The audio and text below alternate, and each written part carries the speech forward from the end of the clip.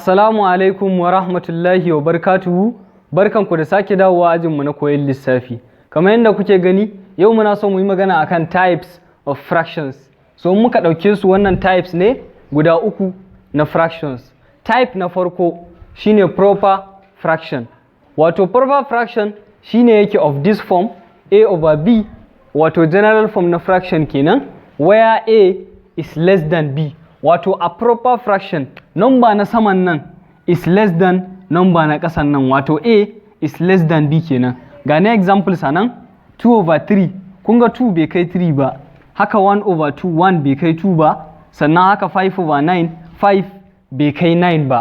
So numbers na saman sun fi kankanta akan numbers na ƙasan. Numbers na ƙasan su ne manya akan na saman. Shine proper fraction kenan. Sai kuma improper fraction. Shi ma is of this form, general form ɗinmu da aka sani, where a is greater than b.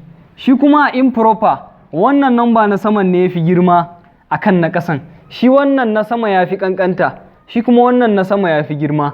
So in ka duba za ka ga example anan kamar 9 over 5, 9 ya fi 5, haka 3 over 2, za ga 3 ya fi 2, haka 10 over 7, shi ma 10 ya fi girma, nan ma 16 ya fi girma. So wannan shine improper fraction. Wannan improper fraction din shi yake resulting zuwa mixed number.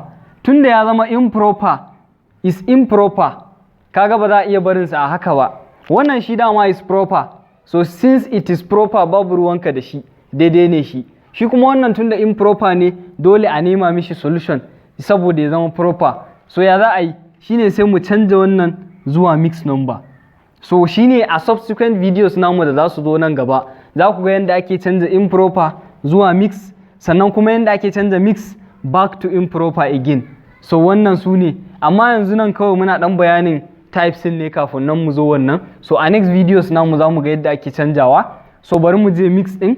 Mix number, ga nan mix number din anan, z whole number a over b, where me z is the whole part, wannan shine whole part din, wannan kuma shine fraction da aka yi attaching a jiki. Sannan kuma a is less than b. Wanne ne a cikin nan a is less than b? Kaga proper ne kenan. So an hada mixed number, yana hada me whole part ne da kuma proper fraction a jikinsa.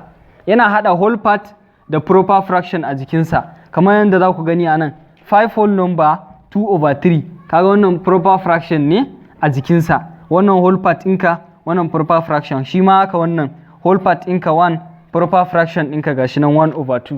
So wannan a takaice shine mixed number. So next video namu ku biyo mu insha Allah za ku ga yadda ake canja improper zuwa mix da kuma mix zuwa improper. So mun gode da kallon bidiyon mu, kada ku manta idan ba ku yi subscribe YouTube channel din ba ku yi a ajin koyon lissafi, sannan ku yi sharing. Mun gode.